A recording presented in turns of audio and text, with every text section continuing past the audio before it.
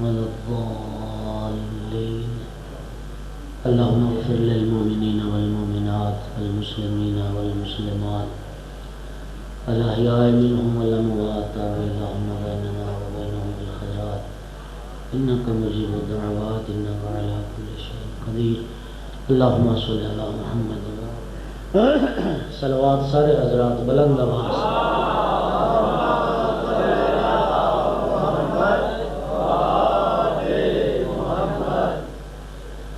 اعوذ باللہ من الشیطان اللعین الرجیم. بسم اللہ الرحمن الرحیم. الحمد للہ رب العالمین والعاقبۃ للمتقین والجنة للموحدین والنار للمشرکین. الحمد لله الذي جعلنا من المتمسكين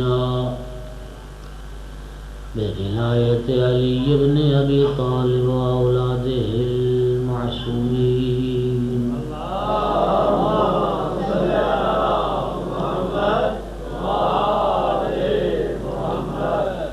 الحمد لله الذي جعلنا من الباقين على سيد الشهداء وأولاده وأصحابه المظلومين.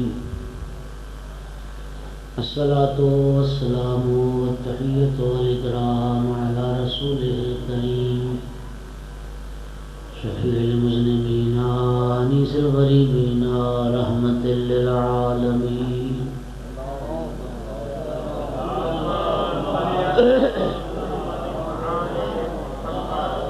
أعني العبد المؤيد الرسول المسدد المحمود الأحمد المصطفى الأمجد أبا القاسم محمد.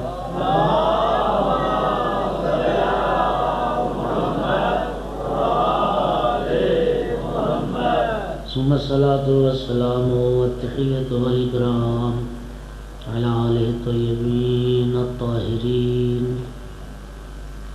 المعصومين المنتجبين المنتخبين المظلومين واللعنة الدائمة على أعدائهم المظلومين من يوم عداوتهم إلى قيام يوم الدين وبعد يوم الدين. أما بعد فقال سبحانه وتعالى في كتابه المجيد أعوذ بالله من الشيطان الرجيم بسم الله الرحمن الرحيم. يرفع الله الذين آمنوا منكم والذين أوتوا العلم درجات. صلوات سارے حضرات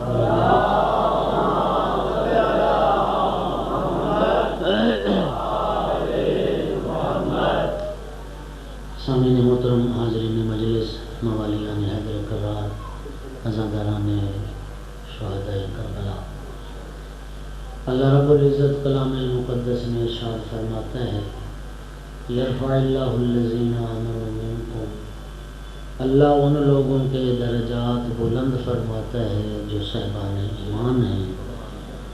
والذین اوتوا العلم درجات، اور ان لوگوں کے درجات بلند فرماتا ہے جنہیں علم عطا کیا گیا ہے.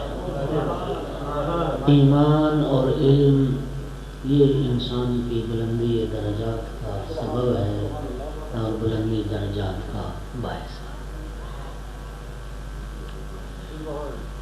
نجف اشرف سے کسی زمانے میں ایک مجلہ علمی شائع ہوتا تھا اور اس کے سر ورق پر پیغمبر اسلام کی 4 احادیث مبارکہ درج ہوتی تھی. پہلی حدیث مبارک یہ تھی طلب العلم فریضۃ علی کل مسلم و مسلمہ. علم کا حاصل کرنا ہر مسلمان مرد و زن پر واجب ہے. دوسری حدیث مبارک تھی اطلب العلم ولو کان بالسین. علم حاصل کرو خواہ تمہیں چین جانا پڑے. تیسری حدیث مبارک تھی الحکمت ضالۃ المومن حکمت دانائی یہ مومن کی گمشدہ میراث ہے. جہاں سے ملے مومن کو چاہیے کہ اس اپنی میراث کو لے. اور چوتھی حدیث مبارک تھی اطلب العلم من المہد الی اللحد. ماں کی گود سے لے کے گہوارے سے لے کے قبر تک اور لحد تک علم حاصل کر.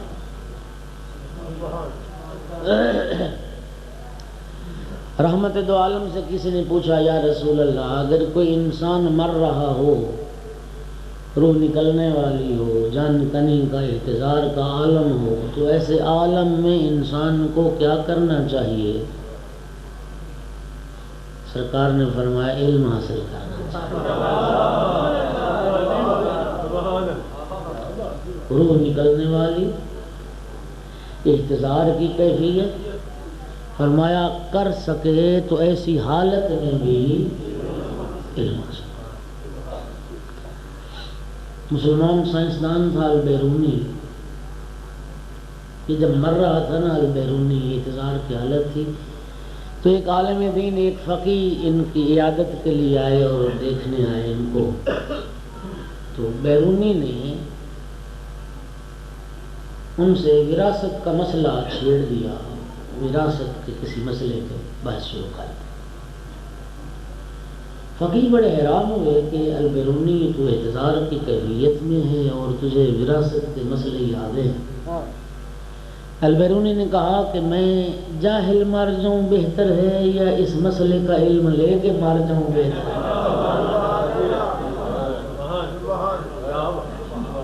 یقیناً علم لے کے اگر چلا جاؤں تو وہ بہتر ہے، اس لیے کہ العلم نور، علم روشنی ہے.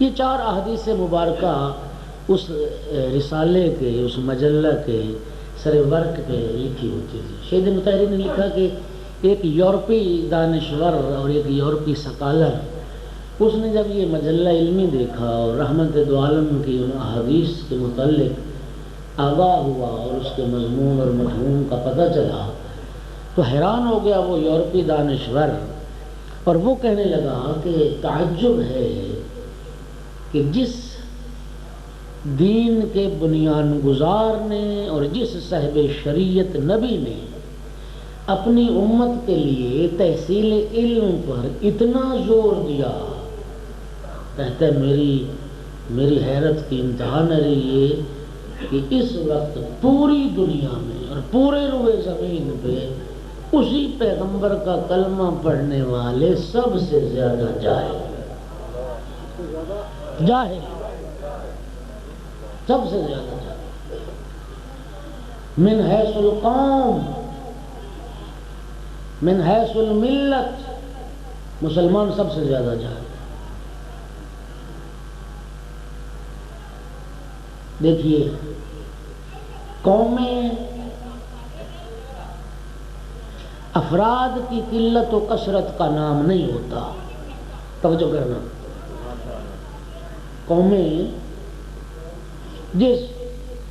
جس قوم کے افراد زیادہ ہوں وہ بڑی قوم نہیں. قومیں بنتی ہیں شخصیات سے اور شخصیات بنتی ہیں علم سے. قومیں بنتی ہیں جس قوم میں کوئی شخصیات پیدا ہوں گی اس سے قوم بنتی ہے. یہ جو نوبل پرائز عالمی سطح کا ایک ایوارڈ ہے سب سے زیادہ وہ یہودیوں کو ملے، اس کے بعد عیسائیوں کو ملے، اور پوری دنیا میں ایک مسلمان کو وہ انعام ملا ہے. اور اس کے بارے میں بھی اختلاف یاد ہے، کہتے ہیں مسلمان، یاد ہے کہتے ہیں مسلمان ہی نہیں، مرزائی ہے وہی نہیں. یہ ہے ہماری حالت. توجہ فرمائی آپ نے دوستو. ملتیں، قومیں شخصیات سے پیدا ہوتی ہیں اور شخصیات علم سے بنتی ہیں، اور سب سے زیادہ جاہل قوم روئے زمین پر وہ مسلمان ہیں اس وقت. ایک وقت تو بڑا وہ سنہرا گزرا مسلمانوں پر، جو علم کا دور تھا اور تمدن اور تہذیب اور علم مسلمانوں کے پاس تھا اور مسلمانوں کی میراث تھی، لیکن اس وقت دیکھیے یہودی کہاں پہنچ گئے اور عیسائی کہاں پہنچ گئے جی۔ تعلیمی اداروں سے اندازہ لگائیں، یونیورسٹیوں سے اندازہ لگائیں، ہم بہت پیچھے ہیں، تفرقہ کا شکار، نفرتوں کا شکار، ایک دوسرے کو کافر قرار دینے پہ زور، ایک دوسرے کی تکفیر کے لیے، اور وہ استعمار ہمیں لڑا رہا ہے اور ہم لڑ رہے ہیں، اور وہ کہاں پہنچ گئے اور ہم ایک دوسرے کا گلا کاٹنے پہ رہے۔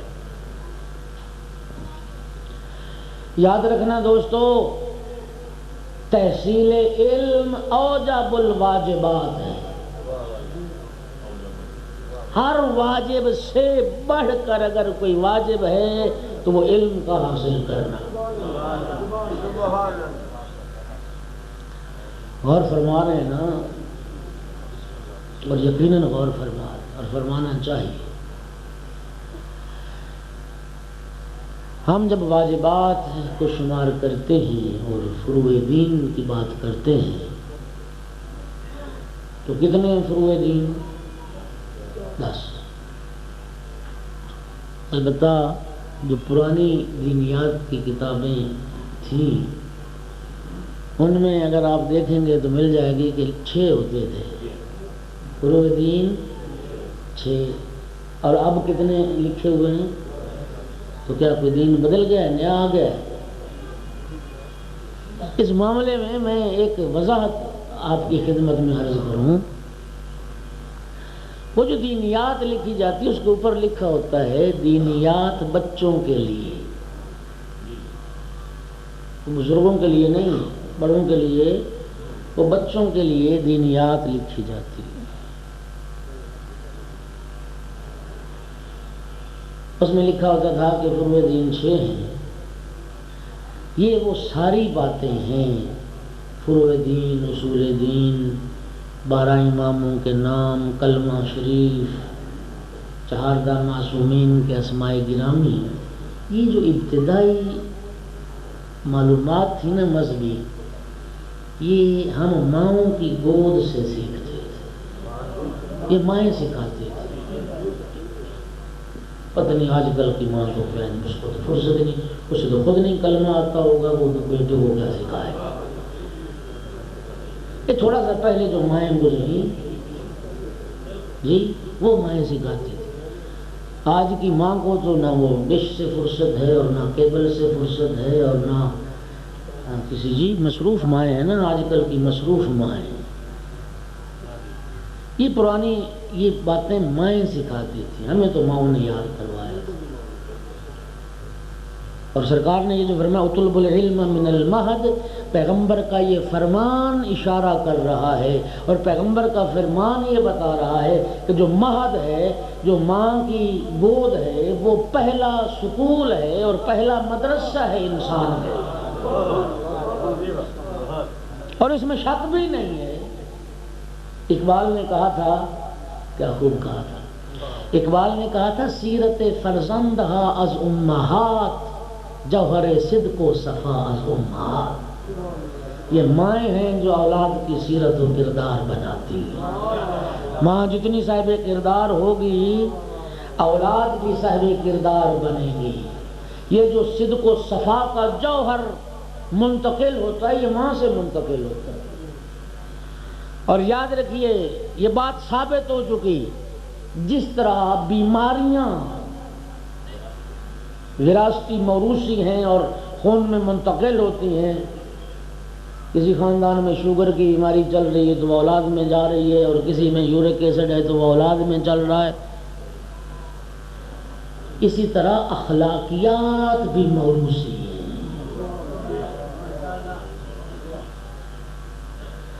اخلاقیات بھی،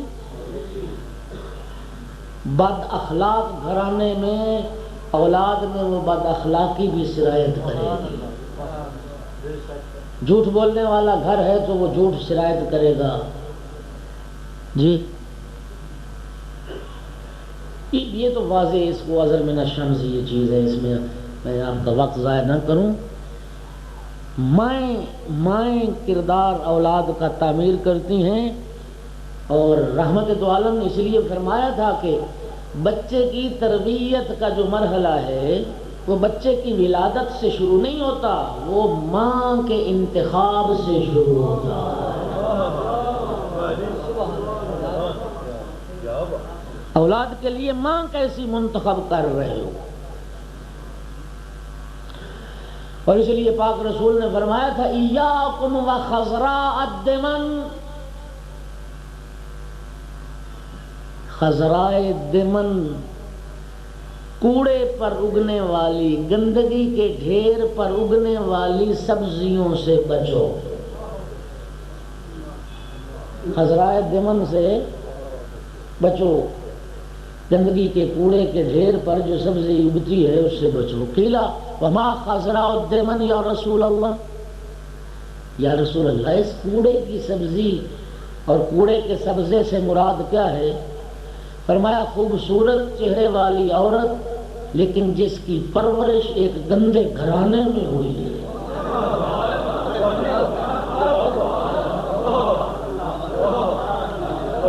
جس کی تربیت ایک گندے، ایک غیر شرعی اور فاسق و فاجر ماحول میں۔ اب وہ سبزہ دیکھنے میں تو آنکھوں کو بھا رہا ہے، سبزہ ہے، لیکن یہ تو دیکھو اس کی جڑیں تو گندگی میں ہیں، اس کی جڑ وہ تو گندگی میں ہے، اور جس کی جڑ گندگی میں ہے وہی اثر۔ یہ خضراء دمن ہیں، ان سے دامن بچاؤ۔ اس لیے سرکار نے فرمایا جب شادی کرو تو ظاہری حسن و جمال نہ دیکھو، سیرت و کردار دیکھو۔ شادی کرو تو کفو دیکھو، کفو۔ آج کل دنیا سٹیٹس کے چکر میں ایسے ہی ہے، یہ میرے سٹیٹس کے لوگ نہیں۔ شرابی کو بیٹی دے دے گا، بے حیا کو بیٹی دے دے گا، دشمن تشیع کو بیٹی دے دے گا، صرف اس کی بنگلے، کوٹھیاں، کاریں، فیکٹریاں دیکھ کے یہ میرا سٹیٹس ہے۔ رحمت دو عالم نے فرمایا ایمان سٹیٹس ہے۔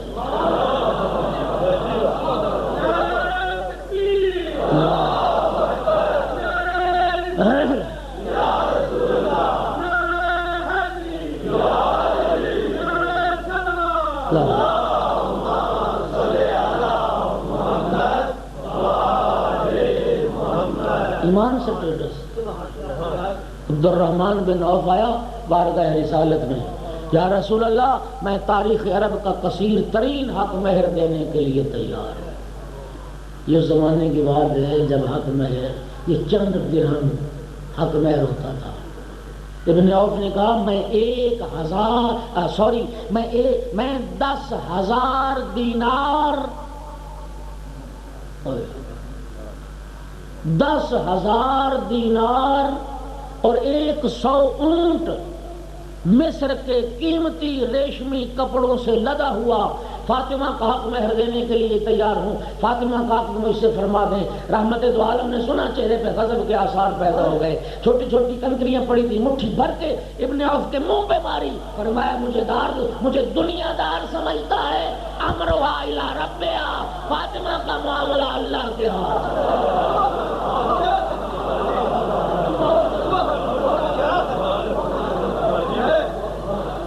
فاطمہ کا معاملہ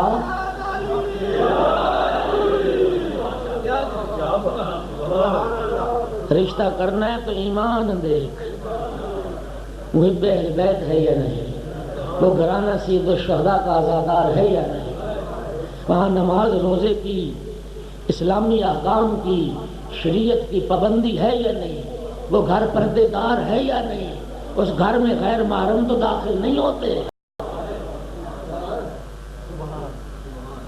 یہ بھی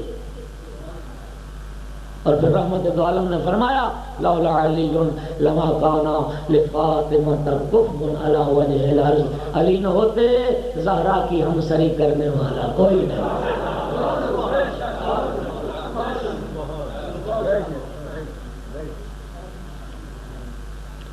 اور جب حضرت امیر آئے نا خواستگاری کے لیے تو رحمت دو عالم سیدہ طاہرہ کے پاس آ کے یہ جملہ کہہ چکو، سنیں پھر لطف ہے اس میں.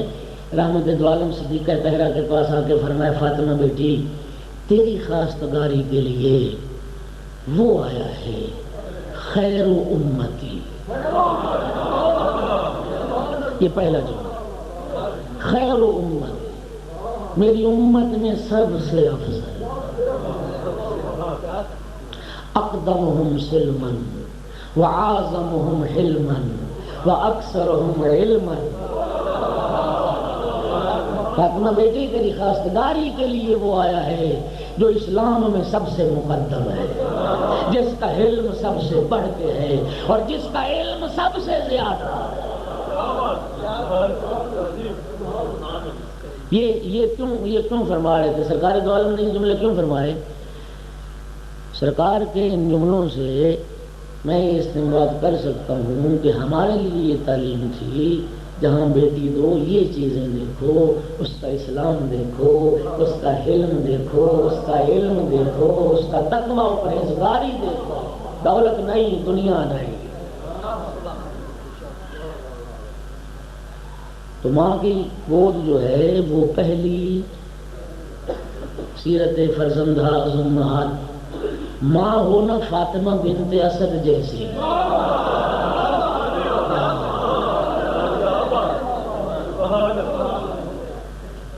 ماں ہو فاطمہ بنت اسد جیسی.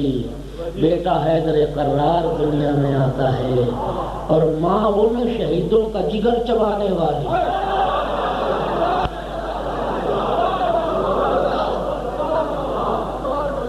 پھر جو گند پیدا ہوتا ہے سب جانتے ہو. صلوات پڑھیے محمد و آل محمد.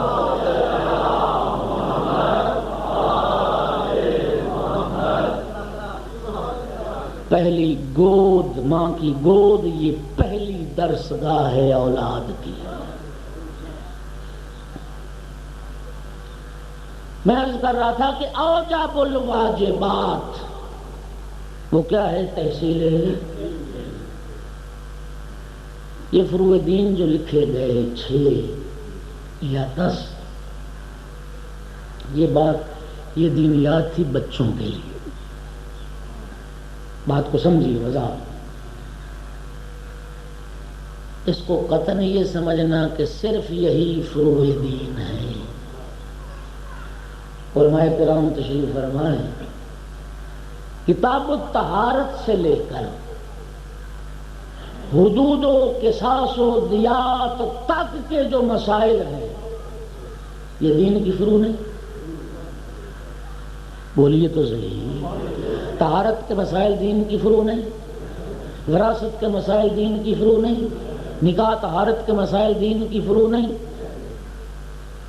حدود و قصاص کے مسائل دین کی فروع نہیں، معاملات، مساقات، مزارعہ یہ دین کی فروع نہیں، بے و شراء کے مسائل، خرید و فروخت کے مسائل، تجارت کے احکام یہ دین کی فروع نہیں. یہ سارے دین کی فروع ہیں. یہ ساری دین کی فروع ہے. تو پھر 6 کیوں کہا جاتا ہے؟ یہ جو فروع دین ہیں، فروع دین کے 2 حصے ہیں. ایک حصہ ہے عبادات والا، ایک حصہ ہے معاملات والا. اگر سارے فروع دین اس دینیات میں لکھ دیے جاتے جو بچوں کے لیے ابتدائی معلومات لکھی جا رہی ہیں تو بچہ سارے فروع دین کو یاد کیسے کرتا؟ لہذا وہ فروع دین جن کا تعلق عبادات سے ہے، اور عبادات میں سے بھی جو اہم ترین عبادات ہیں فروع دین میں صرف وہ لکھی گئی ہیں بچوں کے لیے، ورنہ طہارت سے لے کے آخر قصاص و دیات تک یہ سب کی سب دین کی فروع ہے. یہ سب دین کی فروع ہیں اور سب احکام دین کی فروع ہیں. اور توضیح المسائل احکام طہارت سے لے کے وہ آخر میراث اور سب وہ مسائل دین کی فروع. اور فرمایا اچھا. اور فروع دین 6 جو ہیں وہ یاد ہے نا آپ کو؟ جی سب سے پہلے نماز ہے فروع دین. میں نے عرض کیا نا کہ تشیع کے فروع دین یعنی جن چیزوں کا تعلق عمل سے ہے تشیع کی بات ہے. اہل بیت کے مذہب میں فروع دین میں سب سے پہلے نماز ہے. یہ مذہب اہل بیت ہے. میں ملنگوں کے مذہب کی بات نہیں کر رہا. ملنگوں کا مذہب اور ہے، ملنگوں کی شریعت اور ہے جو اہل بیت کے مذہب سے متصادم ہے. تیری مرضی ہے اہل بیت کی شریعت اور مذہب کو اختیار کر یا ملنگوں کے مذہب کو اختیار کر. سب سے پہلے نماز ہے. نماز رحمت دو عالم نے فرمایا تھا لِكُلِّ شَيْءٍ وَجْهٌ وَوَجْهُ دِينِكُمْ الصَّلَاةُ. ہر شے کا ایک نہ ایک چہرہ ہے، تیرے دین کا بھی ایک چہرہ ہے جس کا نام نماز ہے. تیری مرضی ہے چہرے کو مسخ کر دے، تیری مرضی اپنے چہرے کو بگاڑ، لیکن رحمت دو عالم نے فرمایا اسلام کا چہرہ ہے نماز، تیرے دین کی شناخت ہے نماز. اور جس حسین کا ماتم کرتے ہو فرماتے تھے پروردگارہ تو جانتا ہے حسین نماز کا عاشق ہے.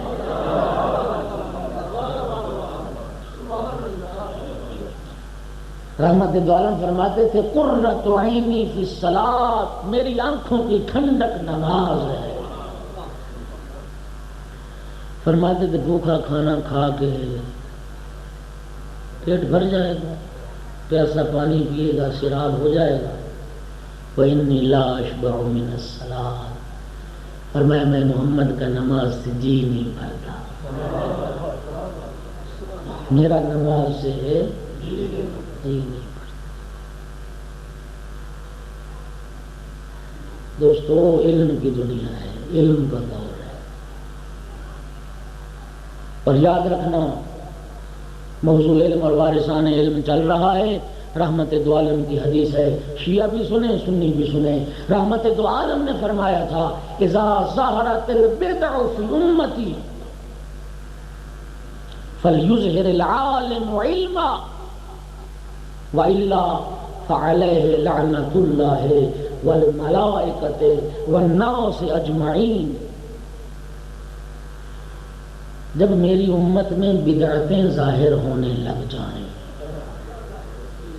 جب میرے دین کا حلیہ لوگ بگاڑنے لگ جائیں تو صاحب علم کی ذمہ داری ہے اپنے علم کو ظاہر کرے، اس بگاڑ کے خلاف قیام کرے، مصلحت پسندی کا شکار نہ ہو. سید الشہداء نے سمجھوتا کیا. مہربان بدبخت مشورہ دے رہا تھا حسین تو بیعت کر لے تیری دین و دنیا محفوظ ہے. ایک نے مشورہ دیا، کتنوں نے مشورہ دیا. مدینے سے چلتے ہوئے روکنے والے تھے، مکہ سے چلتے ہوئے روکنے والے تھے. کیا سید الشہداء نے سمجھوتا یا امام حسین نے سمجھوتا؟ فرمایا نہیں، معاملہ دین کا ہے. دین خدا ہماری نگاہوں کے سامنے پامال ہو اور دین خدا پہ حملے ہوں اور میرے نانا کی شریعت کو پامال کیا جائے اور حسین یہ سب کچھ دیکھے.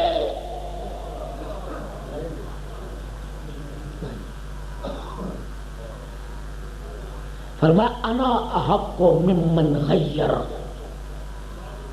جس کو بھی ظلم کے خلاف قیام کرنا چاہیے نا ساری دنیا کرے، ہر صاحب علم کا فریضہ ہے اور ہر مومن کا وظیفہ ہے، لیکن سب سے زیادہ حق تو میرا ہے، میں اس ظلم کے خلاف اٹھوں.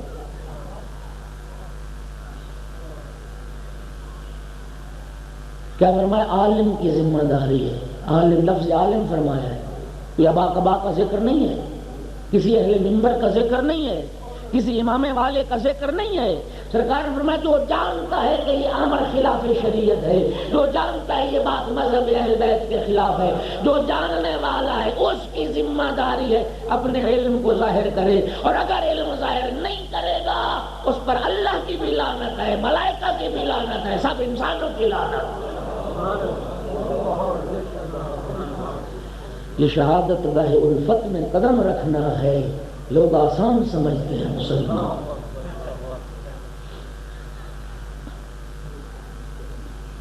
توجہ توجہ۔ فروع دین میں پہلی، اچھا کچھ ہیں جو نماز پڑھتے نہیں، کچھ ہیں جو نماز پڑھ کے سمجھتے ہیں بس پورے دین پہ ہم نے عمل کر لیا، بس نماز پڑھ لی تو بس سارا دین جو ہے وہ ہم نے اس پہ عمل کر لیا، احسان کرتے ٹھیک ہے، نماز پڑھ کے لوگوں پہ ذمہ داری سے حدیث مبارک عرض کرنے لگا، سننا اس کو۔ رحمت دو عالم نے فرمایا وہ گناہ جس گناہ کے بعد انسان نادم ہو جائے، جس گناہ کے بعد انسان پشیمان ہو جائے اور توبہ کر لے، وہ گناہ اس نماز سے بہتر ہے جس کے پڑھنے کے بعد انسان متکبر ہو جائے، اس عبادت سے وہ گناہ بہتر ہے جس کے بعد انسان توبہ کر لے، اس لیے کہ وہ عبادت کیسی جس سے انسان عجب میں مبتلا ہو جائے، غرور میں مبتلا ہو جائے، فخر میں مبتلا ہو جائے اور اظہار کرتا پھرے کہ مجھ جیسا نمازی کوئی نہیں۔ نماز اپنے لیے پڑھتا ہے، کسی پہ احسان نہیں کرتا ہے۔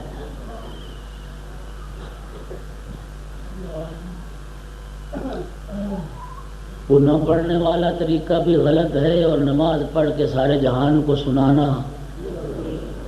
اچھا پھر لوگوں کو عادت ہوتی ہے نا، وہ کسی نہ کسی بہانے سے چاہتے ہیں میرے یہ ذکر آئے صحیح جی، وہ تہجد کے وقت اٹھتا ہوں تو پھر ظاہر ہے جی تہجد آ گئی، پتہ لگ جائے لوگوں کو میں تہجد، چین نہیں ہوتا طبیعت میں جب تک وہ کسی کو سنائے نہیں کہ میں تہجد پڑھتا۔ ایسے ہی ہے نا، حج کر کے آئے تو پھر ایک دفعہ سارے زمانے کو پتہ چلنا چاہیے کہ میں حاجی ہوں اور تمنا ہے کہ مجھے لوگ حاجی کہیں۔ میں نے پتہ نہیں آپ کو بات سنائی تھی یا نہیں، پھر سنا دیں۔ مکہ میں ہم بیٹھے تھے، ہمارے ساتھ سیالکوٹ کے پروفیسر تھے ہمارے کالج کے، تو وہ آپس میں اصل میں بات کر رہے تھے، ہمارے ساتھ حاجی ساتھی تھے، تو میں سن رہا تھا دلچسپی سے نا بڑی، اس کے مذاکرے کو بحث اس پہ ہو رہی تھی کہ حاجی کون ہوتا ہے اور الحاج کون ہوتا ہے۔ تو آپ کا کیا خیال ہے، الحاج کون ہوتا ہے؟ یہی ان کا بھی یہی نظریہ تھا کہ جس نے ایک آدھ کیا ہو وہ حاجی ہوتا ہے اور جس نے زیادہ حج کیے وہ الحاج ہوتا ہے۔ تو میں نے کہا پروفیسر صاحب حاجی اور الحاج میں کوئی فرق نہیں،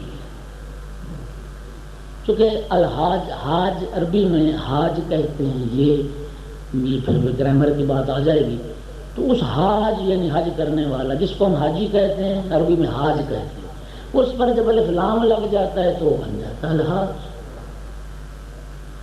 بڑا حیران ہو کے پروفیسر صاحب کہنے لگے شاہد صاحب ایسے ہی ہے؟ میں نے کہا ایسے، یعنی ایک حج کیا ہو تو وہ الحاج ہوتا ہے؟ میں کہا ہوتا ہے۔ کہنے کا اچھا پھر میں اپنے نام کے ساتھ لکھوا سکتا ہوں الحاج؟ میں نے کہا لکھوا لے، صلوات پڑھیے محمد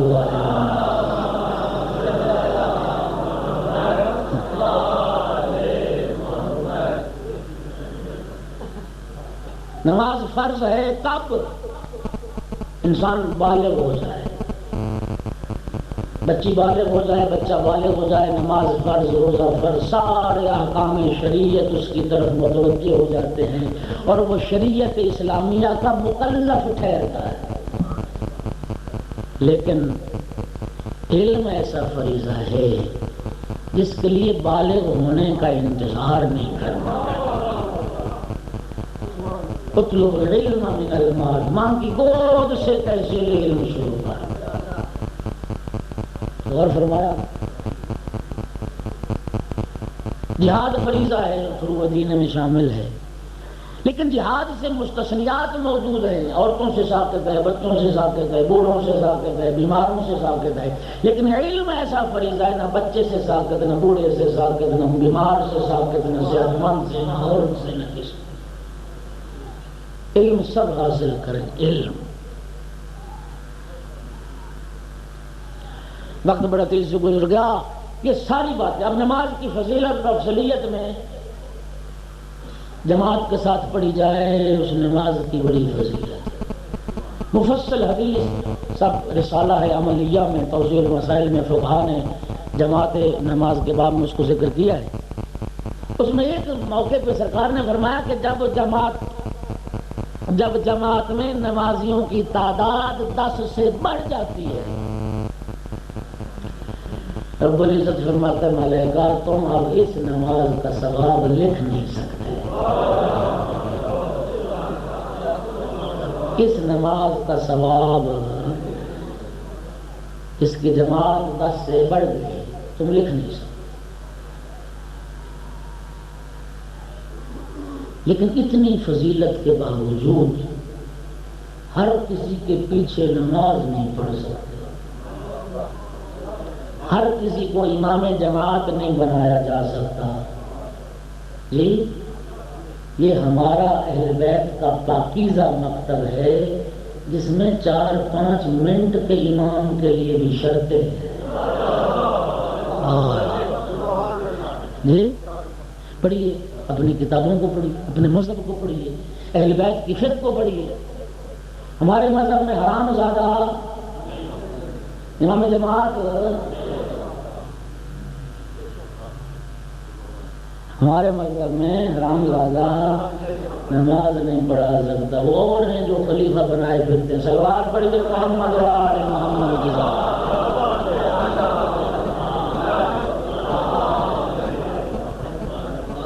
توجہ، سید الشہداء نے نہیں فرمایا تھا الا وان الدعی ابن الدعی قد رقصنی بین اثنتین بین السلۃ والذلہ۔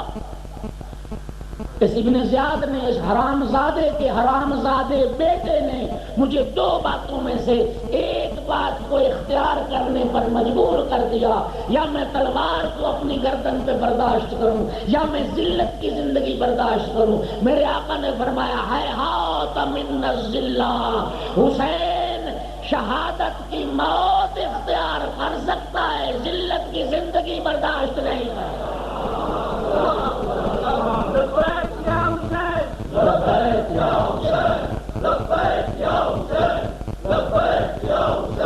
آپ یہ نعرہ لگائیں، ہیہات من الذلہ، ہیہات من الذلہ، ہیہات من الذلہ، مل کے بولیے، ہیہات من الذلہ، ہیہات من الذلہ۔ تم حسین والے ہو، ذلت ہم سے دور ہے، ہم عزت کی موت کو ذلت کی زندگی پر ترجیح دیتے ہیں۔ ہم نے حسین ابن علی کو مانا، کبھی ذلت کی زندگی پہ ہم سمجھوتا نہیں کریں۔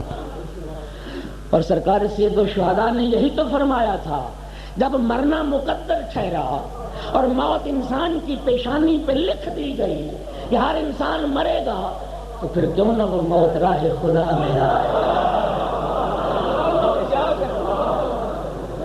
کیوں نہ وہ موت راہ خدا میں آئے۔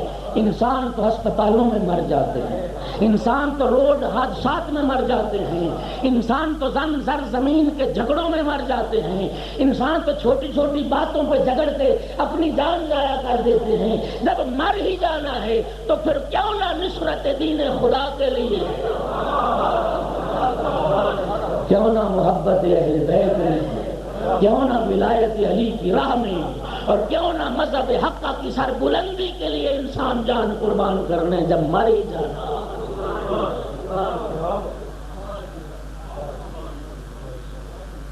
توجہ میرے محترم سامعین، توجہ۔ ہر کسی کو امام جماعت یہ صرف اہل بیت کا پاکیزہ مذہب ہے جو کہتا ہے جو 5-7 منٹ کا امام ہے اس کو عادل ہونا چاہیے، جو دین و دنیا کا امام ہے اس کو معصوم ہونا چاہیے، اس کے لیے عصمت شرط۔ لیکن سرکار نے فرمایا الحکمت ضالۃ المومن، علم ایسا فریضہ ہے کہ علم حاصل کرنے کے لیے استاد کا مومن ہونا شرط نہیں ہے، استاد کا عادل ہونا شرط نہیں، استاد کافر بھی ہو علم تیری میراث ہے اس سے لے، استاد منافق بھی ہو اس سے لے۔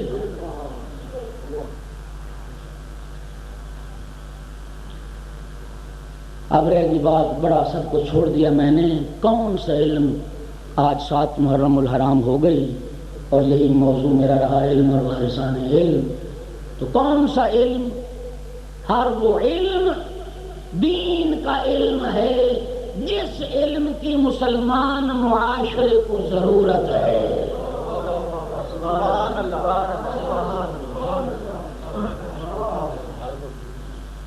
وہ سوچ غلط ہے اور وہ سوچ فکر ہے جو مدرسوں میں پڑھایا جاتا ہے وہ علم دین ہے، اور جو یونیورسٹیوں میں پڑھایا جاتا ہے وہ علم دنیا ہے۔ نہیں، ہر وہ علم جس کی اسلامی معاشرے کو ضرورت ہے وہ دین کا علم ہے۔ فقیہ بننا بھی دین ہے، سائنسدان بننا بھی دین ہے۔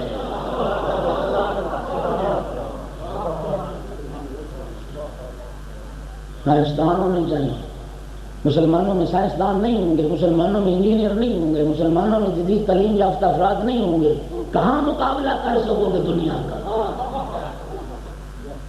بہت پیچھے رہ جاؤ گے۔ یہ سب سارے علم دین کے علم ہیں، لیکن وہ مسائل شریعت جن کی انسان کو عموماً ضرورت پڑتی رہتی ہے، ان مسائل شریعت کا سیکھنا ہر انسان پر واجب ہے۔ واجب طہارت کے مسائل، نجاست کے مسائل، نماز کے مسائل، وضو کے مسائل، غسل کے مسائل۔ دکھ کی بات نہیں، عزادار سید شہداء ہو اور اسے پتہ ہی نہیں کہ غسل جنابت کیا ہوتا، مذہب اہل بیت کا ماننے والا ہو اور اسے پتہ ہی نہ ہو کہ میں نجس اگر ہو جاؤں، میرا بدن نجس ہو جائے تو پاک کیسے ہونا، ان کا سیکھنا واجب ہے۔ اللہ آپ کو سلامت رکھے۔ آج 7 محرم الحرام ہے اور میرا دل چاہتا ہے میں آج کربلا کے ایک ننھے مجاہد کا ذکر،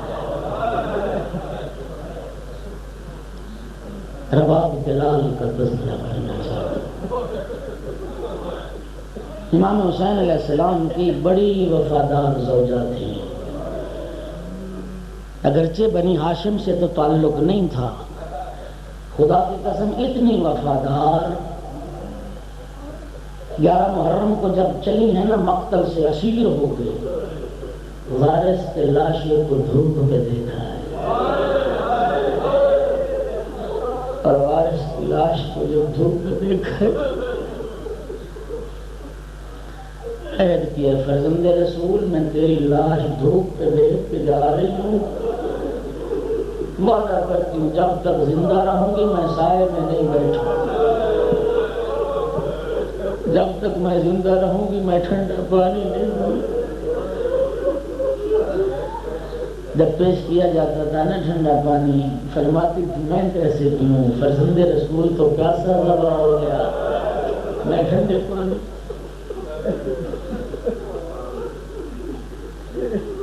اللہ نے 2 فرزند عطا فرمائے تھے، 2 اولادیں عطا فرمائی تھیں، اور دونوں اولادوں کو راہ خدا میں قربان کی۔ جب کوئی نہ رہا نا فرزند رسول کا یار و یاور، ایک مرتبہ صدائے استغاثہ بلند کیے، حل من ناصر ینصرنا۔ اور آپ جانتے ہیں امام یا نبی جب بلائے اور صدائے استغاثہ بلند کرے، معصوم کی صدائے استغاثہ پہ لبیک کہنا واجب ہے، لبیک کہنا واجب ہے۔ اگر معصوم بلا رہا ہو نبی بلائیں، امام بلائیں۔ جب صدا استغاثہ بلند ہوئی ہے نا اور حجت خدا کی آواز علی اصغر کے کانوں میں پڑی ہے،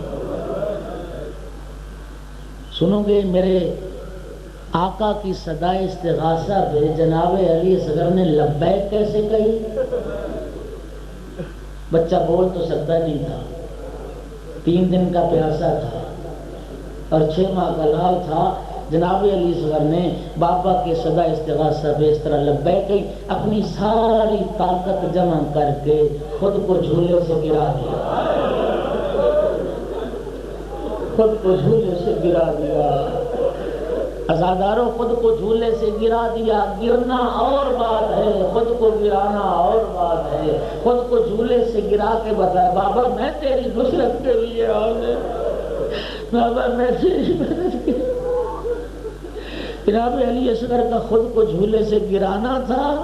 خیموں میں گریے کی صدا بلند ہوئی، میرے آقا مظلوم آئے ہیں خیمے میں، بہن زینب خیریت تو ہے، کوئی قضیہ تو نہیں ہو گیا؟ فرمایا بھیا جب سے آپ نے صدا استغاثہ بلند کی ہے نا، علی اصغر کو جھولے میں آرام نہیں، خود کو جھولے سے گرا۔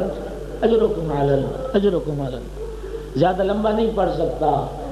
سید الشہداء نے رباب سے فرمایا، رباب میرے لال کو لاؤ، میں جاتا ہوں لشکر یزید کے پاس، اتمام حجت کرتا ہوں اور میں تیرے لال کے لیے پانی مانگتا ہوں۔ عزاداروں، سید الشہداء نے اپنے شیعوں کو 2 وصیتیں فرمائی، ہمارے لیے وصیت فرمائی۔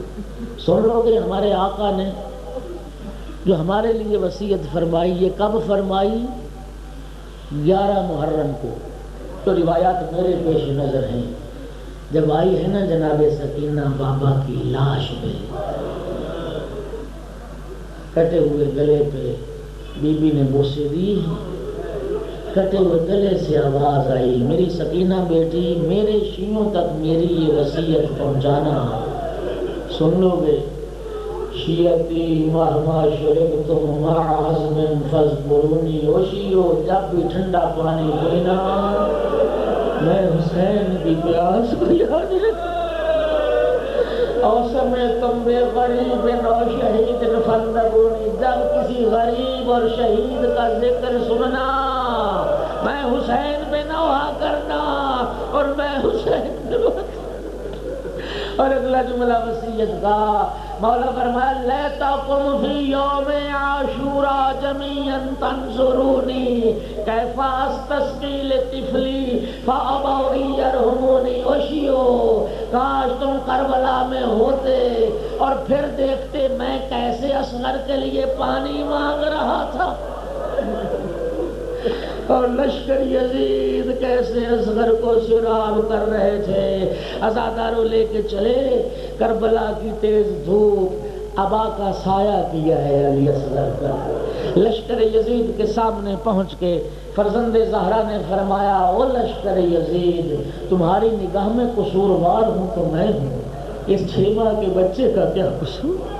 اس کی ماں کا تو دودھ بھی خشک ہو چکا ہے کوئی جو اس کو پانی پلا دے؟ اجرکم علی اللہ، اجرکم علی اللہ۔ کسی نے کہا یا نہ کہا، ایک جملہ بہار روایت میں، حسین پانی خود پینا چاہتا ہے، بچے کا بہانہ کرتا ہے۔ ڈاکٹر قلب صادق کے جملے ہیں، میرے آقا نے بات سنی، کیا کیا؟ جناب علی اصغر کو کھا کے کربلا پہ لٹایا، فرمایا میں ہٹ گیا ہوں، میرے اصغر کو پانی ملا۔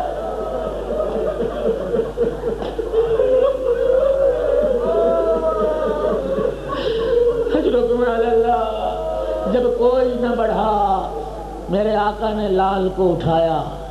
اب آخری اتمام حجت، یہ جملے سن لو گے عزادارو، لال کو اٹھایا اور فرمایا علی اصغر بیٹا، تو حجت خدا کا بیٹا ہے، بیٹا ایک دفعہ خود حجت تمام کر لے اور انہیں بتا دے میں پیاسا۔ خدا جانتا ہے اتنا شدت اخلاص کا 6 ماہ کے بچے پہ غلبہ تھا، آنکھیں بند تھیں اب تک۔ اب جو میرے آقا نے ہاتھوں پہ بلند کیا نا، بیٹا حجت تمام کر، اب میرے آقا کے ہاتھوں پہ جناب علی اصغر نے اپنے سر کو حرکت دینا شروع کیا۔ لشکر یزید کی طرف جناب علی اصغر نے دیکھا اور انداز کیا تھا، ایک خشک زبان چھوٹی سی نکالی اور لبوں پہ پھیرنا شروع کی۔ عزادارو یہ منظر تھا، وہ لشکر یزید منہ پھیر پھیر کے رونے لگ گیا، اور ظالموں اس بچے کا کیا قصور؟ اجرکم علی اللہ، اجرکم علی اللہ، اس 6 ماہ کے بچے کا کیا قصور ہے؟ یہ وہ موقع تھا جب دیکھا نا ابن سعد نے لشکر رو رہا ہے، کہتے تھے بچے کو تو پانی پلا دو۔ ایک مرتبہ ابن سعد نے کہا حرملہ اقطع کلام الحسین، حسین کی کلام قطع کر۔ عزاداروں سے شعبہ تیر حرملہ نے کمان میں رکھا۔ عزادارو جناب علی اصغر کا نشانہ لیا۔ اب 2 جملے ہیں ذرا سن لینا، عزادارو مجھے معاف بھی کر دینا۔ عزادارو سے شعبہ تیر اس نے 2 کام کیے۔ پہلا کام یہ کیا، روایت کہتی اتنی شدت سے وہ تیر چلا، جب لگا ہے نا جناب علی اصغر کو، فن قالب الصبی علی ید ابی ہے، یوں بابا کے ہاتھوں پہ جب تیر لگا، علی اصغر کا لاشا بابا کے ہاتھوں پہ پلٹ گیا۔ تیر لگا، علی اصغر بابا کے ہاتھوں پہ پلٹ گئے، اور پھر کیا ہوا، فَالزُّبِحَتْ طِفْلٌ مِّنَ الْأُذُنِ إِلَى الْأُذُنِ۔ اجرکم علی اللہ، اجرکم علی اللہ، ایک کان سے دوسرے کان تک، ایک کان سے دوسرے کان تک علی اصغر کا گلا چیر گیا، مظلوم کے بازو میں پیوست ہو گیا۔ عزادارو مظلوم نے بازو سے تیر نکالا۔ حسین تیری عظمت کو سلام، حسین تیرے حوصلے کو سلام، حسین تیرے صبر کو سلام۔ عزادارو سنو گے جملہ، سنو گے جملہ، تیر لگنے کے بعد شہزادہ علی اصغر کی کیفیت کیا ہوئی؟ میں روایت کے لفظ پڑھنے لگا ہوں۔ لگا ہے نا جب تیر، سارا یرفرف کالطیر المذبوح۔ عزادارو کبھی آپ نے کوئی پرندہ ذبح ہوتے ہوئے دیکھا ہے؟ کوئی پرندہ ذبح ہوتے ہوئے دیکھا ہے؟ جب پرندہ ذبح ہوتا ہے اپنے پروں کو حرکت دیتا ہے، بابا کے ہاتھوں میں جب تیر لگا، علی اصغر نے اپنے بازوؤں کو حرکت دی، اپنے بازوؤں کو حرکت دینا شروع کی۔ عزادارو اب یہ حسین کے صبر کا کمال تھا، اب یہ حسین کی عظمت کا کمال تھا۔ عزادارو جملہ سننا پھر رونا۔ جوان بدن سے نیزے کا پھل نکالنا آسان ہے، علی اصغر کے ننھے گلے سے اور علی اصغر کے کانوں سے تیر کی نوکیں نکالنا مشکل، تیر کی نوکیں نکالنا مشکل تھا۔ یہ حسین ہی کا حوصلہ تھا۔ تیر نکالا، تھوڑا سا خون نکلا، علی اصغر کے خون سے اپنی ریش مبارک کو خضاب کیا، اور خضاب کر کے فرمایا ہا قضا اولا کی جدی رسول اللہ، میں اسی حال میں نانا سے ملاقات کروں، اسی حال میں نانا سے ملاقات۔ اجرکم علی اللہ۔ اب علی اصغر کے لاشے کو ہاتھوں پہ اٹھا اور زبان پہ جملے رضن بقضائہ وتسلیما لامرہ، رضن بقضائہ تسلیما لامرہ، یہ جملے پڑھتے ہوئے خیموں کے قریب جاتے، پھر قریب پہنچ کے نہ جانے کیا سوچتے، پھر واپس پلٹ آتے۔ علامہ علی نقی نے لکھا، یہ جملہ سن، پھر رونا، یہ جملہ سن، مدینے سے لے کے کربلا پہنچنے تک اور شہزادہ علی اصغر کی شہادت تک ہر فیصلہ حسین نے بڑی جرأت سے لیا، کسی فیصلے میں امام کو تردد نہیں ہوا، کسی منزل پہ امام متذبذب نہیں ہوئے۔ عزادارو یہ ایسی منزل آ گئی تھی، امام متردد ہو گئے، کچھ سوچ کے خیموں کی جانب بڑھتے، پھر سوچ کے واپس آ جاتے۔ خیموں کی جانب اس لیے بڑھتے، رباب ماں ہے، ماں کو دکھانا تو چاہیے تیرا لال آ گیا، لیکن پھر سوچتے ماں کیسے دیکھے گی اور ماں کیسے برداشت کرے گی، یہ پھر واپس بن اجرکم علی اللہ۔ عزادارو 7ویں مرتبہ میرے آقا جرأت کر کے خیمے میں داخل ہوئے۔ سب سے آگے جناب سکینہ تھیں۔ جناب سکینہ نے بڑھ کے بابا کا دامن پکڑا۔ بابا علی اصغر زیادہ پیارا تھا، بابا علی اصغر زیادہ پیارا تھا نا۔ لعلک سقیت اخل ماء، بابا علی اصغر کو پانی پلا لائے، سکینہ پیاسی رہ گئی۔ عزادارو ایک مرتبہ رباب آگے بڑھی، علی اصغر کا لاشا رباب کے ہاتھوں میں دیا۔ عزادارو سن لو گے ترجمہ، سن لو گے جملہ، جناب رباب نے جو چہرے سے رومال ہٹایا، لال کا ایک کان سے دوسرے کان تک چیرا ہوا گلا دیکھا۔ اب ایک جملہ لال کو مخاطب کر کے کہا، یا بنیا مثلو کا ینہر، علی اصغر بیٹا کیا تیرے جیسے بچے بھی نہر کیے جاتے؟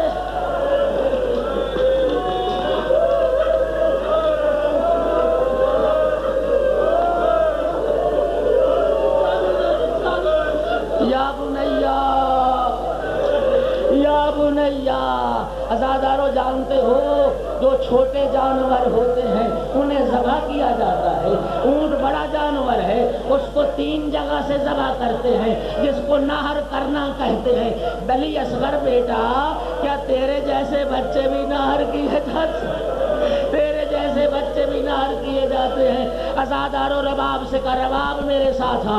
پشت خیمہ پہ آئے، رباب کے ہاتھوں میں علی اصغر کا لاشا۔ عزادارو تم نے بڑے جنازے اٹھتے ہوئے دیکھے، تم بڑے جنازوں میں شریک ہوئے ہو، کوئی دیکھا ہے ایسا غریب جنازہ اور جہاں لال کی میت ماں اٹھا کے ہاتھوں پہ لے جائے، اور جہاں ماں بیٹے کا جنازہ لے کے جا رہی ہو؟ پشت خیمہ پہ آئے، ذوالفقار سے ننھی سی قبر بنائی، علی اصغر کو لٹایا، اور جب خاک ڈالی مظلوم قبر پہ گر گئے، بلند آواز سے گریا شروع کیا۔ ایک ہاتف کی آواز آئی، دعو یا حسین فإن له مرضعا فی الجنہ، حسین اب رو نہیں، ہم نے جنت میں دودھ پلانے والی کا انتظام کر دیا، جنت میں دودھ پلانے۔ الا لعنت اللہ علی القوم الظالمین۔